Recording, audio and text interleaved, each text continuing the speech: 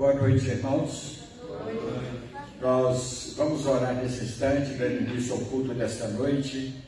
Nós temos vários irmãos enfermos da igreja e familiares de irmãos da igreja que estão enfermos. Hoje pela manhã nós oramos por todos os enfermos, tanto membros da igreja como familiares dos irmãos, e vamos continuar orando para que Deus possa restaurar a saúde desses irmãos. E também lembramos da irmã Sônia, que está na Argentina, fazendo seu doutorado. Vamos continuar orando por ela, para que Deus possa lhe dar a vitória, seja um resultado positivo desse curso que ela está fazendo ali. Também pela manhã nós oramos pelo irmão Pedro, que está sentindo fortes dores na coluna e sofreu uma queda ontem. Isso agravou o quadro dele e por isso ele não está aqui. A irmã Gessi ligou pedindo as orações da igreja. Temos orado também pelo José Guiar, esposo da irmã Lindalva. Quem mais nós poderíamos lembrar agora? Irmão Antônio Claré, que operou do olho, ele só tem um olho, né? Por isso fez a cirurgia desse olho. Pela irmã Nadir, lá em Americana, que Deus continue a abençoar a sua serva, e a todos os membros da igreja que estão enfrentando alguma dificuldade e precisam de nossas orações. Oremos. Nosso Pai, queremos expressar a nossa gratidão por termos o Senhor como nosso Deus. Não há riqueza maior, privilégio maior do que termos a certeza que o Senhor é o Deus das nossas vidas, é o Deus da nossa experiência cristã, é o Deus que se revela a cada um de nós com amor, graça e misericórdia. E nesta hora, Pai, queremos lembrar de todos os enfermos que foram aqui citados e outros que não lembramos dos seus nomes, mas Tu sabes, Tu conheces a cada um em particular. Por isso, Pai, nós Te rogamos que Tu manifestes o Teu amor e poder na vida de cada doente, de cada enfermo, tanto da Tua igreja quanto familiares de nossos irmãos que não são convertidos, ó Pai. Queremos lembrar daqueles que estão hospitalizados, nos leitos de dor, gemendo, que o Senhor possa lhes dar o alívio, o conforto, Pai, e a paz. Pedimos, Pai, a Tua direção para este culto, que o Senhor receba os louvores nesta noite, e que a Tua palavra possa falar aos nossos corações, de tal forma que saiamos daqui melhores do que chegamos. Nós Te rogamos com gratidão, nossos corações, em nome de Jesus. Amém. Vamos cantar, irmãos. Aliás, antes do cântico, nós temos aqui o introito: o Senhor está no seu santo templo, cale-se diante dele toda a terra. Vamos cantar, Deus está aqui. Não temos dúvida disso, né? Temos certeza que Deus está neste lugar.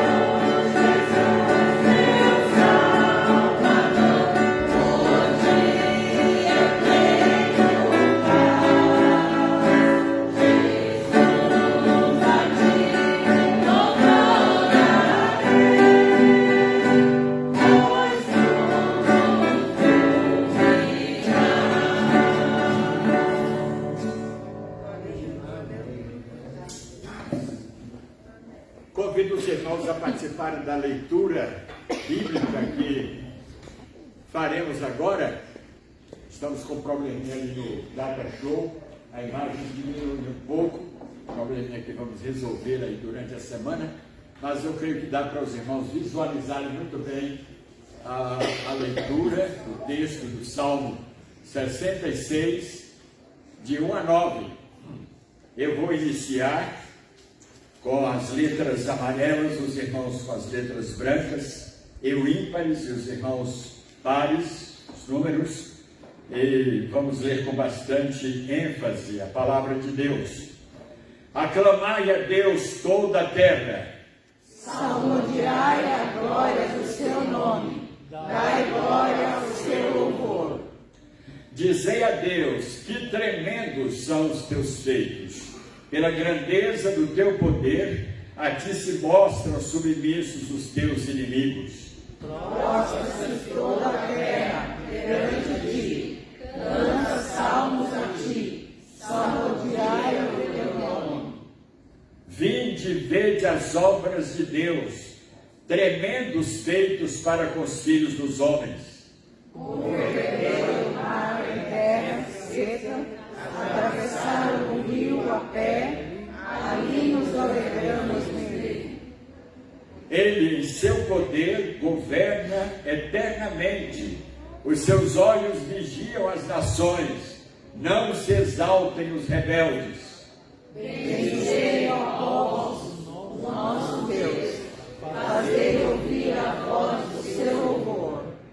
Todos, o que preserva com vida a nossa alma e não permite que nos resvalem os pés, que Deus aplique em os nossos corações a leitura de sua palavra. Amém?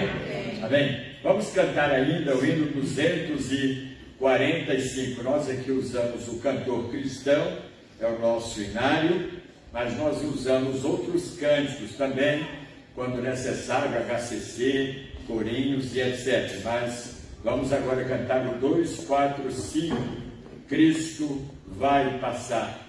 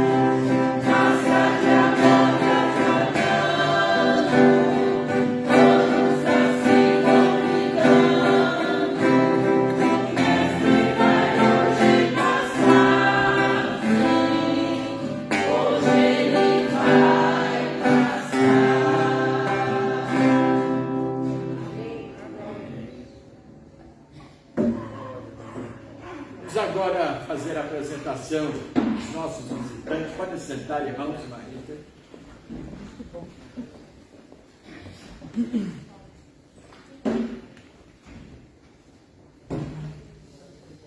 Nós estamos contentes que temos alguns visitantes.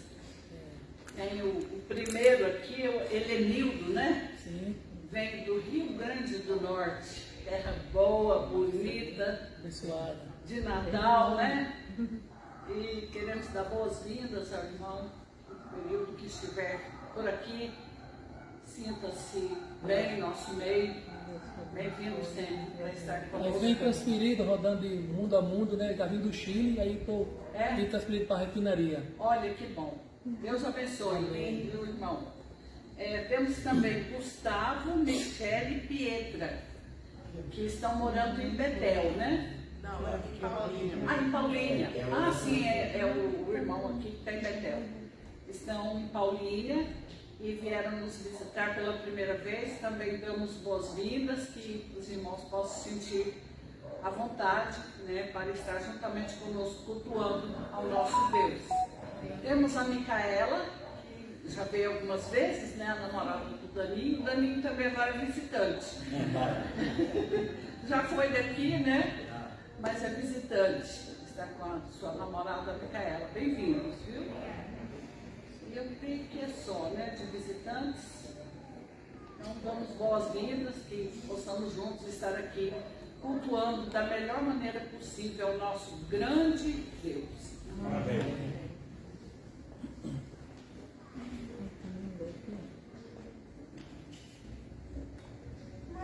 Irmãos, agora vamos dar oportunidade para a dedicação dos dízimos e ofertas. Os irmãos que vieram preparados para esse momento. Enquanto cantamos o hino 276, vamos colocar novamente de pé e vamos louvar ao nosso Deus. 276.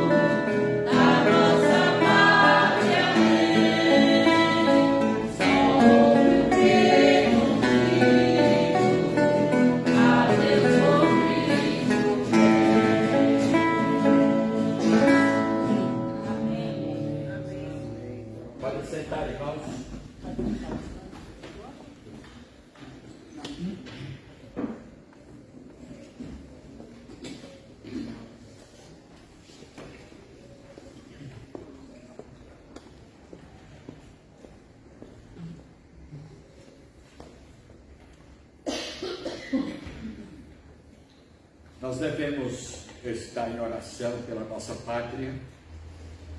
Nós estamos passando um período crítico. Não sabemos daqui para frente o que poderá acontecer no nosso país e nós já temos visto que em alguns países da América Latina situações conflitantes, problemas sérios que as populações estão enfrentando. Nós damos graças a Deus porque o Brasil é um país tranquilo. Até hoje não tivemos nenhuma restrição em relação à nossa liberdade de culto, liberdade de expressão. Nós temos essa liberdade de abrirmos os nossos templos a quaisquer horas da semana, do dia, e ninguém nos importuna porque a Constituição nos dá respaldo, nos dá plena liberdade de expressarmos a nossa fé. Isso qualquer confissão religiosa tem essa liberdade no Brasil. Graças a Deus por isso. Mas, irmãos, isso nos preocupa. Muitos líderes, pastores estão extremamente preocupados com o futuro do Brasil. Então devemos estar em oração. Eu sempre estou orando e lembrando em minhas orações pelo Brasil. Sempre estou lembrando de orar por essa pátria. Cada um aqui é responsável por isso. Cada crente, cada igreja, cada líder é responsável de orar pelo seu país. Então, nesse momento, eu gostaria de... As eleições estão se aproximando, estão às portas aí. Vamos clamar a Deus, irmãos. Vamos orar para que Deus possa dar sabedoria ao povo na hora de depositar o seu voto, de digitar lá na urna o seu voto. Vamos clamar a Deus. A igreja, ela é apolítica, A política da igreja é a pregação do Evangelho. Mas o que acontecer em relação aos resultados da eleição, isso pode influenciar ou para o bem ou para o mal a nossa nação, nosso país. Eu gostaria agora que curvássemos as nossas cabeças em oração silenciosa e pedimos que cada irmão lembre de orar pelo seu país, pela nossa pátria.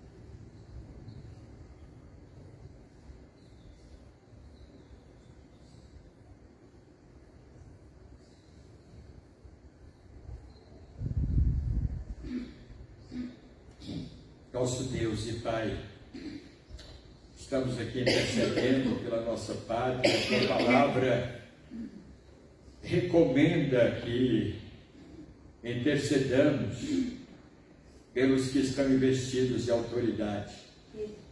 E, ó Deus, nós entregamos, colocamos em tuas mãos esta nação, este país, e te agradecemos porque até hoje não tivemos, ó Pai, restrições em relação ao culto, em relação à pregação da tua palavra. Que o Senhor nos conceda, que o Senhor permita que continuemos, ó Deus, tendo essa liberdade de expressarmos a nossa fé, de proclamarmos, ó Deus, a tua palavra aos quatro cantos deste país. Toma em tuas mãos, ó Deus, as autoridades constituídas, Senhor, dirija-os, conduza-os. A tua palavra nos fala pela boca do escritor de Provérbios que os corações dos reis, dos líderes, estão em tuas mãos.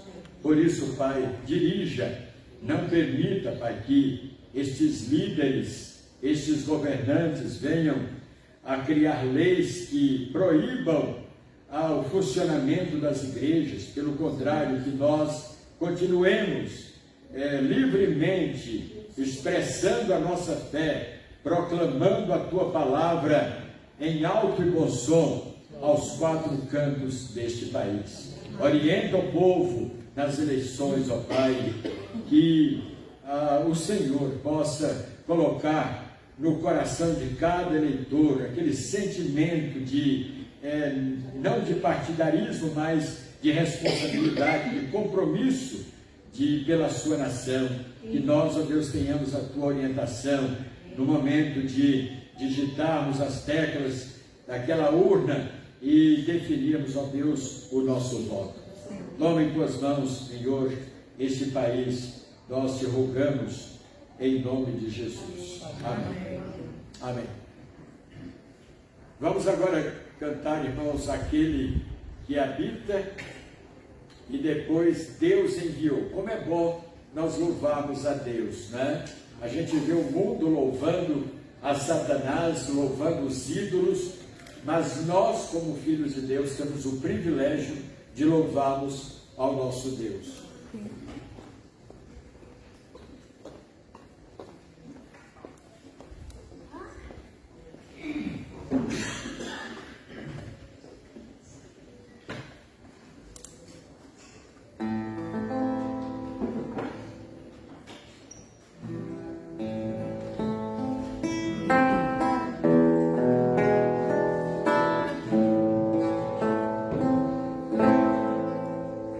Aquele que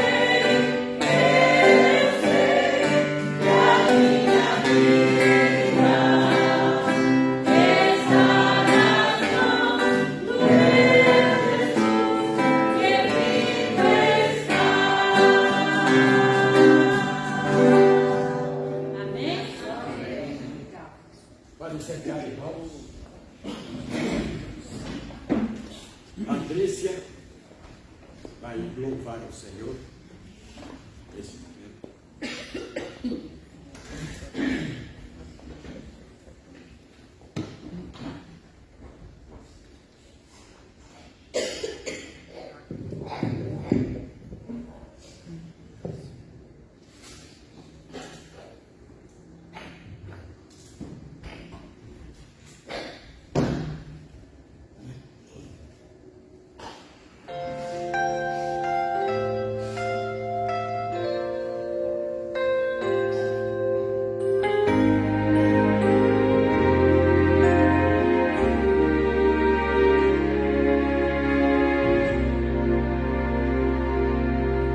Só de ouvir tua voz, de sentir teu amor, só de pronunciar o teu nome,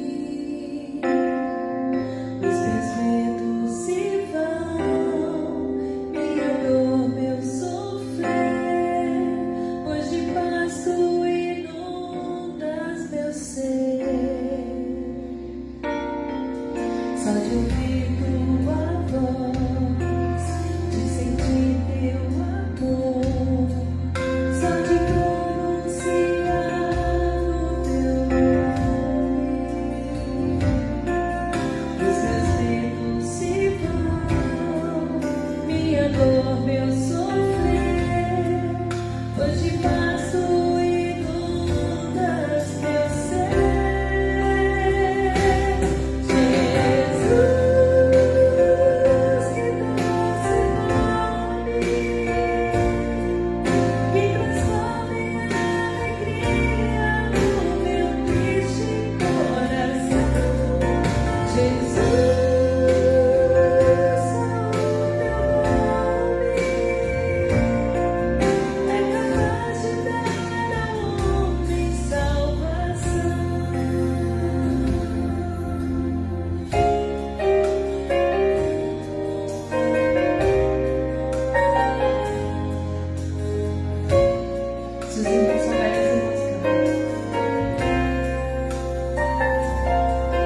Só de ouvir tua voz, de sentir teu amor, só de pronunciar o teu nome, os meus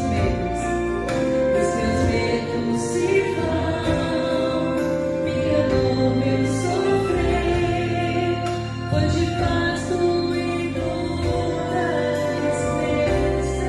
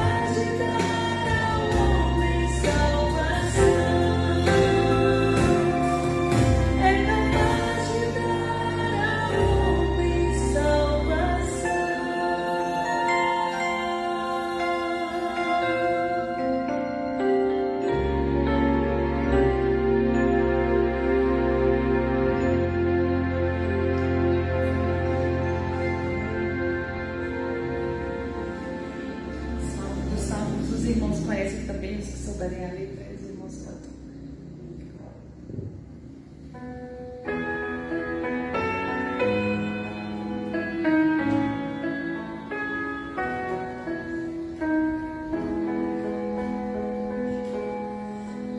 O Senhor é a salvação, o meu guia e rei.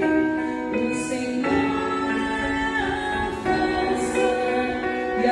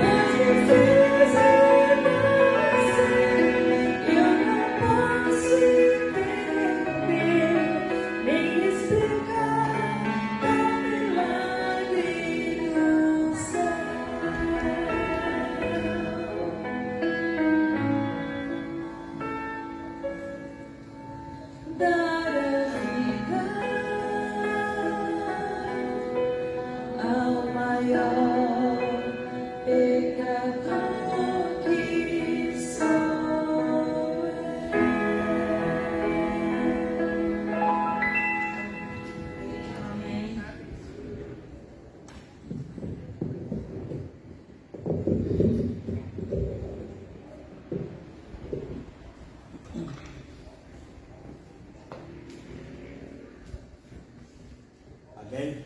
Amém. Vamos ler a palavra de Deus para meditarmos nesta noite no Salmo capítulo 18, o verso 1. Salmo 18, verso 1.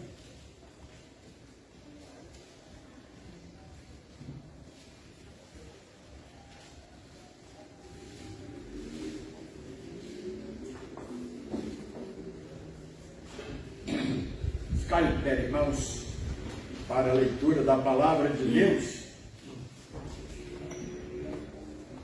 Eu te amo, ó Senhor, força minha.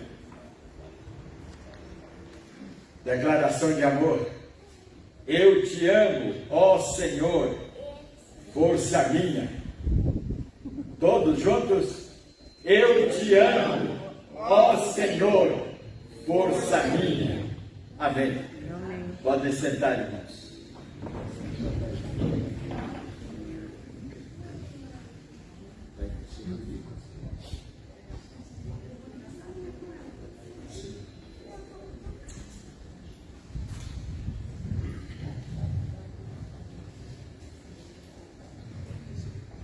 o Deus que eu amo. Irmãos, o mundo está cheio de ídolos que são admirados, venerados e, por incrível que pareça, adorados. Nós estamos ouvindo aí uma reportagem sobre o Maradona, né? Vocês estão preparando aí um monte de dizeres, de expressões sobre a pessoa dele e vão lançar no espaço, né? Como se estivessem fazendo um apelo na tentativa de transformar o Maradona num Deus, num ídolo. O mundo tem os seus ídolos, né? Tem os seus deuses. Nós também temos o nosso Deus. E esse Deus revelado na Bíblia, não temos outro, e não temos necessidade de outros deuses. O Deus que nós temos, ele responde às nossas expectativas. O Deus que nós temos, ele ouve as nossas orações. O Deus que nós temos, ele foi o Criador de todas as coisas, por isso ele merece, ele é digno do nosso afeto, do nosso amor e da nossa adoração. E eu quero dar aqui pelo menos 10 razões porque eu amo a Deus, ou porque você ama a Deus. Quem ama tem motivos. Ninguém ama somente, simplesmente por amar. Quando o marido diz que ama a esposa, ele vai mostrar algumas razões por que ele ama a sua esposa, ou vice-versa, né? Quem ama tem motivos, razões para amar. E nós temos inúmeras razões para amarmos o nosso Deus. Em primeiro lugar, irmãos, eu amo a Deus. O Deus que eu amo, ele é a razão da minha felicidade, da nossa felicidade. Uma palavra tão rara, né, e até soa estranho para muitas pessoas que não experimentam a paz, não experimentam a felicidade, porque o autor, a personificação da felicidade é o próprio Deus. Quando o homem está separado de Deus, não tem como ele experimentar a felicidade, porque Cristo é a personificação dessa felicidade. Na primeira carta de João, primeira epístola de João, capítulo 4, versículos 10 e 19, o apóstolo, ele nos declara o seguinte, 1 João 4, 10 e 19, nisto consiste o amor, não em que nós tenhamos amado a Deus, mas em que Ele nos amou e enviou o seu Filho como propiciação pelos nossos pecados. O verso 19 diz assim, nós amamos porque Ele nos amou primeiro. Ele tomou a decisão, a iniciativa de nos amar. Ele não esperou que o amássemos primeiro, mas Ele decidiu nos amar, mesmo nos encontrando no estado deprimente, irmãos, no estado espiritualmente crítico. Ele nos amou a si mesmo. Não tem como nós não retribuirmos este amor por este Deus que, quando veio ao nosso encontro, nos encontrou no estado de morte espiritual, decaídos completamente, alienados, separados de Deus. Por isso, nós o amamos, porque a felicidade que temos é resultante da nossa comunhão com Ele. Estando com Ele, consequentemente, Ele produz esta felicidade dentro de nós. A segunda razão, o Deus que eu amo é diferente de todos os demais deuses que já existiram e dos que existem e dos que ainda irão existir, irmãos, porque os homens continuam manipulando, continuam fabricando, criando, inventando seus deuses. Nós temos países extremamente pagãos e eles decidem nomear pessoas e seres irracionais como seus deuses. Nós temos países que adoram o sapo, o rato. Nós trabalhamos com tribos indígenas e lá as tribos adoram a lua, o sol, a própria fumaça do fogo em que eles aquecem. Eles acreditam que a fumaça tem poder de espantar os espíritos. Quando lá chegamos, nós não conhecíamos muito bem a cultura e nós víamos um fogo aceso embaixo de cada rede. Claro, numa região de calor intenso como o Amazonas, eles não acendem fogos para se aquecerem.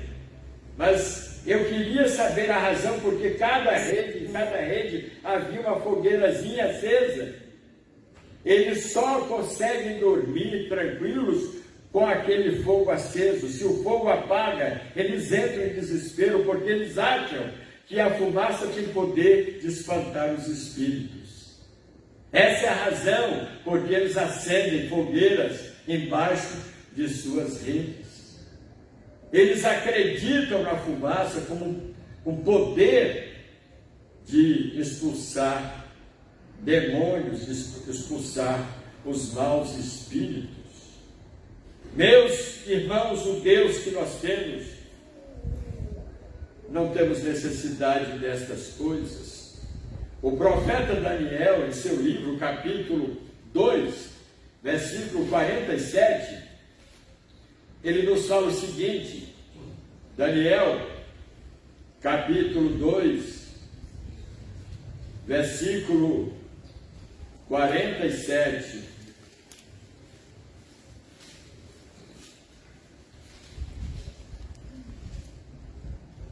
E disse o rei a Daniel, Nabucodonosor, certamente o vosso Deus, ele reconheceu, ele admitiu, depois de Deus pesar a mão sobre ele, certamente o vosso Deus é o Deus dos deuses e o Senhor dos reis e o revelador de mistérios, pois pudeste revelar este mistério. Também no Salmo capítulo 96 e versículo 4, o salmista nos declara o seguinte: porque grande é o Senhor e muito digno de ser louvado, tem nível mais que todos os deuses. Irmãos, o Deus que eu amo, ele é diferente dos demais deuses que já existiram e dos que existem.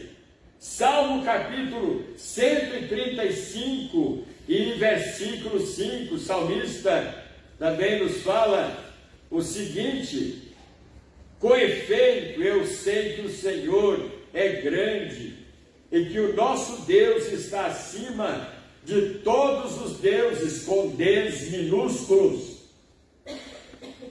O nosso Deus é o único Deus com D maiúsculo, porque Ele é real, ele é vivo, ele é imanente, é transcendente, é o Senhor que controla os rumos, as direções dos homens e da própria história. Em terceiro lugar, irmãos, o Deus que eu amo é o Deus que revela amor por nós. Em Romanos capítulo 5, versículo 5, o apóstolo, escritor desta carta, apóstolo Paulo, ele nos fala assim: ora, a esperança evangélica, né? Claro, a esperança bíblica. Ora, a esperança não confunde, porque o amor de Deus é derramado em nosso coração pelo Espírito Santo que nos foi otorgado. A ideia que eu tenho dessa declaração de Paulo é o seguinte: esse amor não nos é dado em doses homeopáticas, em conta-gotas. O amor de Deus, ele transborda, ele é derramado. Deus não retém nenhuma gota desse amor consigo. Todo amor que ele tem, ele revela a nós. Quando foi para nos alcançar com a sua graça, Jesus abriu mão de toda a glória que tinha, da adoração dos anjos, e veio a este mundo para revelar o seu amor, o amor do Pai a nós. E o escritor passa para o papel que Jesus declarou a Nicodemos, porque Deus amou o mundo de tal maneira que deu seu Filho unigênito, para que todo aquele que nele crê não pereça, mas tenha a vida eterna. Não há crime, não há delito, não há pecado que Cristo não possa perdoar. Ele trouxe a nós, ele manifestou a nós todo o amor do Pai, todo o amor de Deus. Em quarto lugar, o Deus que eu amo é o Deus das misericórdias. No Salmo capítulo 57, versículos 9 e 10, o salmista nos declara o seguinte: Salmo 57, versículos 9 e 10, nós lemos o seguinte: render-te-ei graças entre os povos, cantar-te-ei louvores entre as nações, pois a tua misericórdia se eleva até os céus, e a tua fidelidade se eleva até as nuvens. Sê exaltado, ó Deus, acima dos céus, e em toda a terra esplenda a tua glória. Irmãos, ele manifestou a nós as suas misericórdias. Essa palavra na teologia bíblica, ela tem um peso muito forte. Uma palavra composta de duas outras, miséria e córdia, que tem a ver com o coração. Ou seja, Deus colocou o seu coração na nossa miséria, no nosso sofrimento. Ele não quis saber a dimensão da nossa maldade. O que ele revelou a nós foi a grandiosidade de suas misericórdias. E como diz o escritor, ele fala que as misericórdias do Senhor são a causa, os motivos ou a razão de não sermos destruídos. No livro de Tiago, capítulo 5, Novo Testamento, Tiago capítulo 5 e versículo 11, o apóstolo nos declara assim: eis que temos por felizes os que perseveraram firmes, tendo ouvido da paciência de Jó, e vistes que fim o Senhor lhe deu, porque o Senhor é cheio de eterna misericórdia e compassivo. Irmãos, Deus nunca diz não para quem diz sim para Ele, para quem se arrepende e reconhece sua maldade e o seu pecado.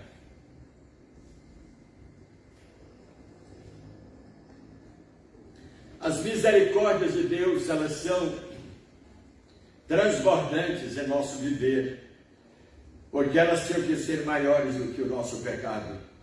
E Paulo chega a dizer, aonde abundou o pecado, superabundou a graça de Deus. As misericórdias dele tinham que ser infinitamente maiores do que a nossa maldade, porque senão ele não nos alcançaria e o nosso problema espiritual não seria resolvido. Por isso, meus irmãos, ele derramou abundantemente, copiosamente, manifestou as suas misericórdias sobre cada um de nós. Em quinto lugar, o Deus que eu amo é o Deus de toda a graça. Graça é favor não merecido. Nós assistimos recentemente no país o presidente concedendo graça a uma pessoa, né?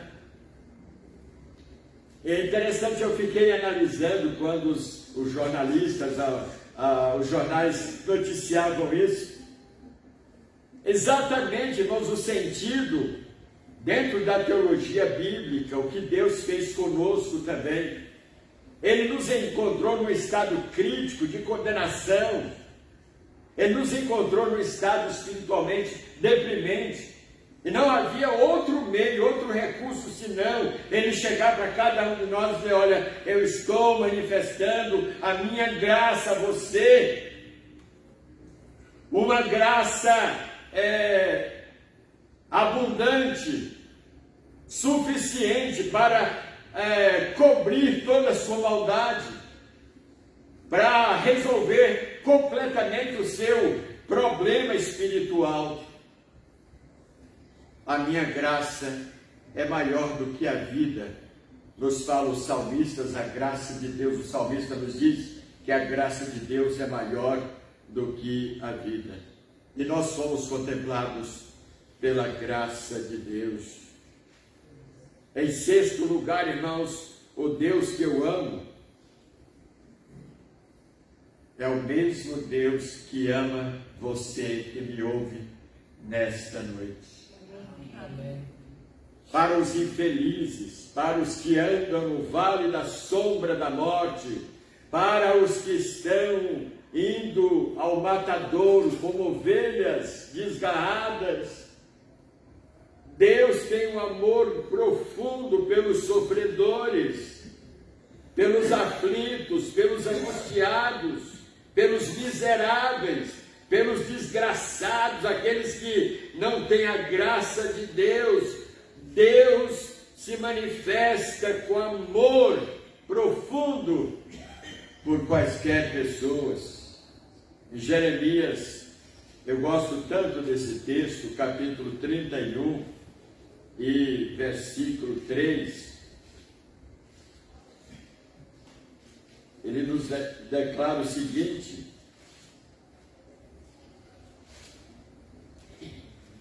de longe se me deixou ver o Senhor, dizendo, com amor eterno eu te amei, por isso com benignidade eu te atraí. O amor de Deus é atraente. O amor de Deus nos livra dos complexos de culpa. O amor de Deus nos livra, irmãos, dos complexos de inferioridade.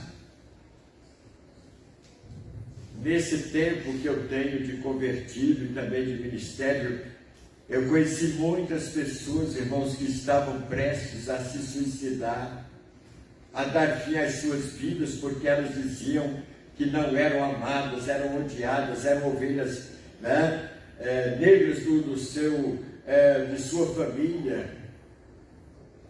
Mas um dia essas pessoas encontraram, conheceram a Cristo, E o amor de Cristo se manifestou a elas, e elas mudaram completamente, já não eram mais complexadas, já não carregavam sentimentos de culpa, porque o amor de Deus se manifestou a estas pessoas de forma abundante. Em Romanos capítulo 5, versículo 8, o apóstolo Paulo também nos declara o seguinte, Romanos 5, 8, mas Deus prova o seu próprio amor para conosco, pelo fato de ter Cristo morrido por nós, sendo nós ainda pecadores indignos. Ele não esperou que nós melhorássemos para Ele nos amar. Ele nos amou no estado que nós estávamos, de queda, de alienação, de pecado. Ele estendeu a mão como se nós estivéssemos no fundo do poço. Ele foi lá, estendeu a sua mão e nos tirou de lá, manifestando o seu amor abundante. No livro do profeta Oséias, lá no Velho Testamento, capítulo 11, o Senhor fala também pela boca do profeta. Oséias fica depois de Daniel e antes de Joel, né? Oséias capítulo 11, versículos de 1 a 4. Quando Israel era menino, era criança, eu o amei, e do Egito chamei o meu filho. Quanto mais eu chamava, tanto mais iam da minha presença. Sacrificavam a Baalins e queimavam incenso às imagens de escultura. Todavia, eu ensinei a andar a Efraim, tomei-os dos meus braços, mas não atinaram que eu os curava. Atraí-os com cordas humanas, com laços de amor. Fui para eles como quem alivia o jugo de sobre as suas queixadas e me inclinei para dar-lhes de comer. Isso é manifestação de amor e graça, irmãos. Nós não merecemos nada de Deus, nem hoje, nem agora, depois de salvos.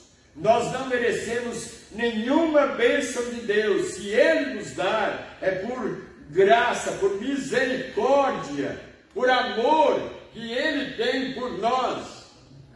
Nós temos, irmãos, que mostrar, apresentar esse amor, estender esse amor para milhares de pessoas que estão aí fora, que não conhecem a Deus. Em sétimo lugar, o Deus que eu amo é o Deus que cumpre as suas promessas, irmãos. Deus é fidelíssimo.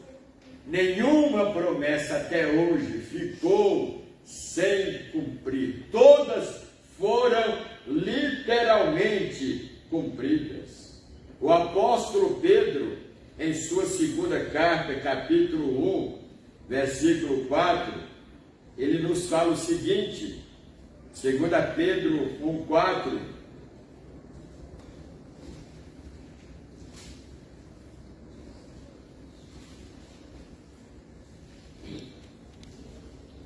ele fala assim, pelas quais Deus nos tem concedido, nos tem sido doadas as suas preciosas e muito grandes promessas, para que por elas vos torneis coparticipantes da natureza divina, livrando-vos da corrupção e das paixões que há no mundo.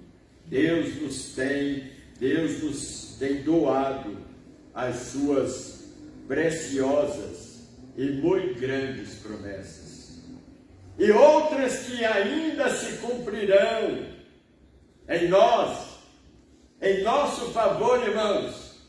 Nós temos promessas aí reservadas, preparadas para se cumprirem no futuro. Muitas já se cumpriram no dia em que nós fomos alcançados pela graça de Deus, mas outras promessas se cumprirão, promessas gloriosas.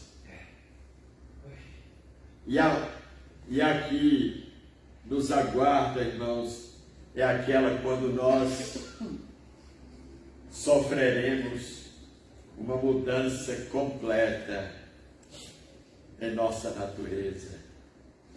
Paulo fala na carta aos Romanos, capítulo 8, que aquilo que é corruptível se revestirá da incorruptibilidade, aquilo que é mortal se revestirá da imortalidade.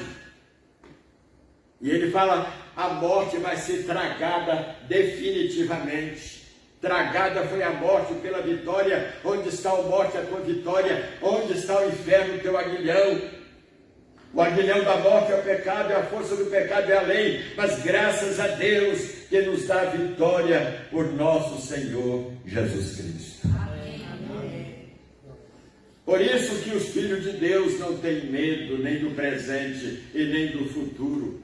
Paulo chega a desafiar os próprios demônios, ele chega na porta do inferno e desafia os demônios, dizendo, quem nos separará do amor de Cristo? Tribulação, perseguição, fome, espada, como está escrito, por amor de Cristo somos levados à morte todo dia, fomos reputados como ovelhas para o matadouro, mas em todas estas coisas somos mais do que vencedores por aquele que nos amou. Amém. Em oitavo lugar, o Deus que eu amo é o Deus que tem o controle em suas mãos do universo. Irmãos, as previsões dos astrônomos não são boas para o futuro do mundo, para o futuro do universo. Nós sabemos disso e eles estudam para isso. Eles pesquisam e eles nos apresentam, irmãos, um diagnóstico bastante pessimista em relação ao futuro do planeta Terra. Mas isso não nos tira o sono, irmãos, porque o Deus que criou este universo e nos criou e nos colocou aqui, Ele mesmo se responsabilizará pela nossa segurança. Ele diz, eu estou convosco, Jesus disse, todos os dias, 24 horas por dia, até a consumação dos séculos. Amém. O profeta Isaías nos fala no capítulo 40, como eu gosto desse texto, versículos 21 a 23, ele diz assim, acaso não sabeis, porventura não ouvistes, né? Não vos tem sido anunciado desde o princípio? Ou não atentaste para os fundamentos da terra? Ele, Deus, é o que está assentado sobre a redondeza da terra, cujos moradores são como gafanhotos, comparando a grandeza de Deus, não é? A imensidão de Deus conosco, nós somos comparados a gafanhotos. É Ele quem estende os céus com cortina e os desenrola como tenda para neles habitar. É Ele quem reduz a nada os príncipes e torna em nulidade os juízes da terra. Verso 27, porque, pois dizes, ó Jacó, e falas, ó Israel, o meu caminho está encoberto ao Senhor, e o meu direito passa despercebido aos olhos de Deus? Não sabes, não ouviste que o eterno Deus, o Deus, o Criador dos fins da terra, nem se cansa, nem se fatiga, não se pode perscrutar ou esquadrinhar o seu entendimento, faz forte ao cansado, multiplica as forças ao que não tem nenhum vigor, os jovens se cansam e se fatigam, e os moços de exaustos caem, mas os que esperam no Senhor renovam as suas forças, sobem com asas como águias, correm e não se cansam, caminham e não se fatigam. Esse é o Deus que tem nas mãos o controle do planeta Terra. Se Ele teve o poder de criar essa gigantesca massa, literalmente solta no espaço, e nos colocou aqui, Ele é responsável pela nossa sobrevivência. E se morrermos, Paulo chega a dizer, quer morramos, quer vivamos, nós somos do Senhor. O mundo tem razão para viver aflito. O mundo tem motivos para não se sentir seguro neste planeta Terra, porque eles não têm o amor de Deus consigo. Mas nós que conhecemos a Deus, nós que já fomos alcançados pela graça de Deus, não tememos nem o presente e nem o futuro. Aquele que está conosco agora vai estar conosco amanhã, depois e até o fim. Em nome penúltimo lugar, o Deus que eu amo é o Deus que mandará o seu Filho para nos arrebatar e nos tirar deste mundo. Ó, irmãos, esse momento vai chegar.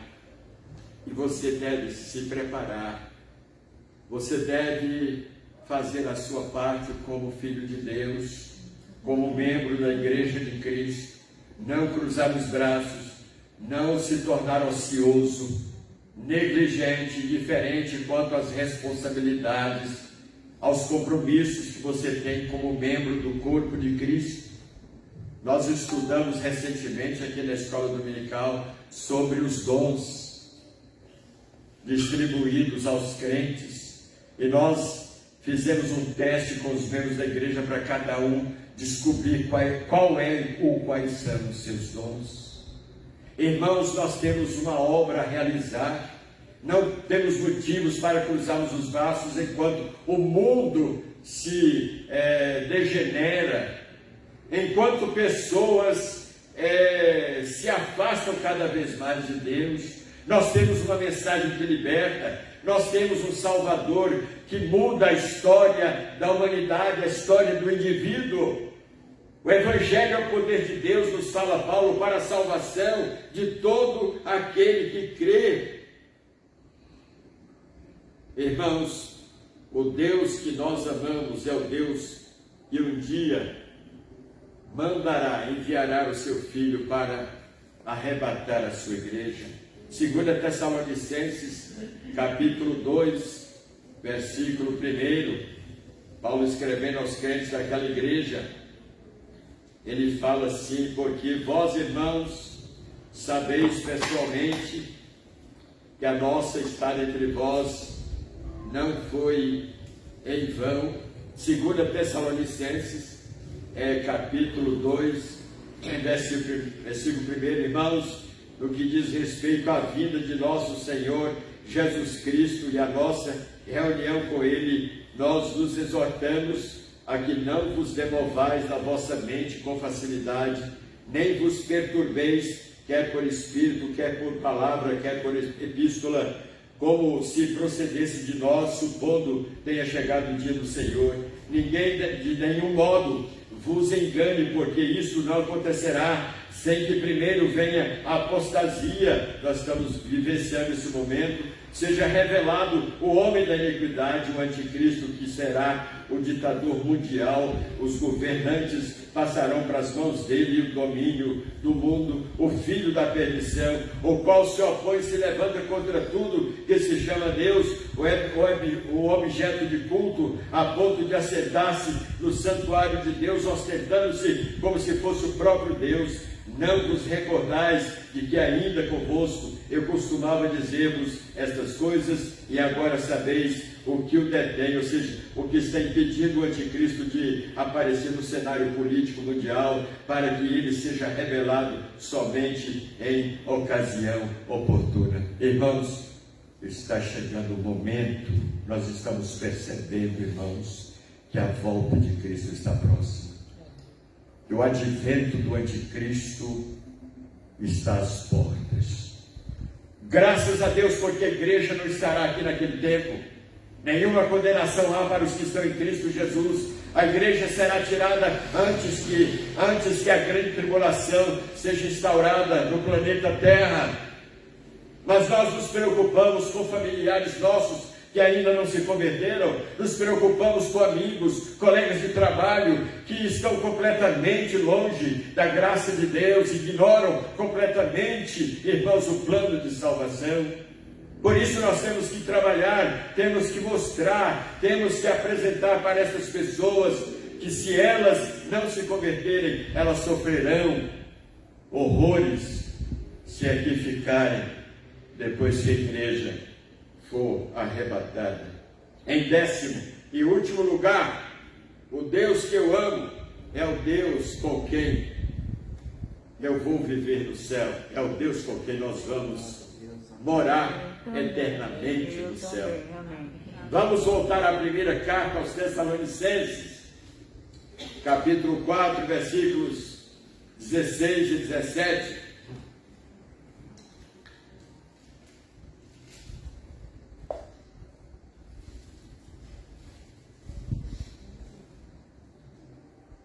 Porquanto o Senhor mesmo, dada a sua palavra de ordem, ouvida a voz do arcanjo e ressoada a trombeta de Deus, descerá dos céus e os mortos em Cristo ressuscitarão primeiro. Depois nós, os vivos, os que ficarmos, seremos arrebatados juntamente com eles, com os irmãos que foram ressuscitados, entre nuvens para o encontro do Senhor nos ares. Cristo não vai pisar na terra nessa próxima vinda, quando Ele vier. Ele ficará nas nuvens e lá Ele nos aguardará. Depois dos vivos que ficarmos, seremos arrebatados juntamente com eles, entre nuvens, para o encontro do Senhor nos ares. E assim estaremos para sempre com o Senhor. Consolai-vos, pois, uns aos outros com estas palavras. Irmãos, muitos pastores não estão pregando quase nada sobre o arrebatamento da igreja, sobre a volta de Cristo. Os pastores precisam pregar mais sobre este assunto para prepararem os seus rebanhos, para prepararem os crentes para o arrebatamento da igreja. Há muitos membros de igrejas secularizados, há muitos crentes, membros de igrejas contextualizados, se adaptando a esse sistema do mundo. E Paulo nos fala na carta aos Romanos, capítulo 12, que não devemos nos contextualizar, não devemos tomar a forma desse mundo. Nós devemos, cada dia, irmãos, nos separar das imundícias do mundo, mas ao mesmo tempo estarmos com aqueles que precisam ser alcançados pela graça de Deus.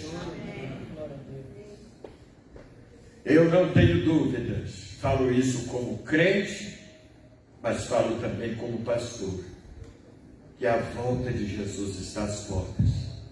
Eu costumo dizer, usar uma expressão, estou sentindo o cheiro de tão próxima que ela está. Irmãos, nós vamos continuar pregando sobre esse assunto, vamos continuar pregando sobre a volta de Cristo, vamos continuar pregando sobre a santificação da igreja, a santificação dos crentes, vamos continuar pregando sobre a influência que as famílias da igreja têm em relação ao testemunho lá fora. Irmãos, nós precisamos nos colocar nas brechas do muro, para taparmos essas brechas, porque o diabo cada dia está procurando arruinar, e é isso que ele faz. Ele só vem para roubar, matar e destruir. Mas Jesus Cristo quer dar vida, quer levantar os caídos, quer restaurar aqueles que estão mortos em seus delitos e pecados. Portanto, se você ama Deus, coloque esses 10 motivos aí no seu coração. Tome uma decisão de ser fiel ao Senhor, de fazer a sua parte como membro da igreja, e com certeza você será recompensado no dia em que chegar na presença de Deus. Que Deus os abençoe. Amém? Vamos cantar o hino 318.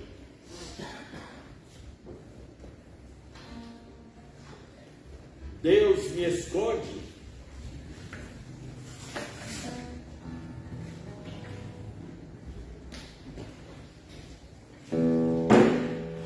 Só Ele pode ser o nosso refúgio, nos preservar e nos proteger em meio a tantos perigos.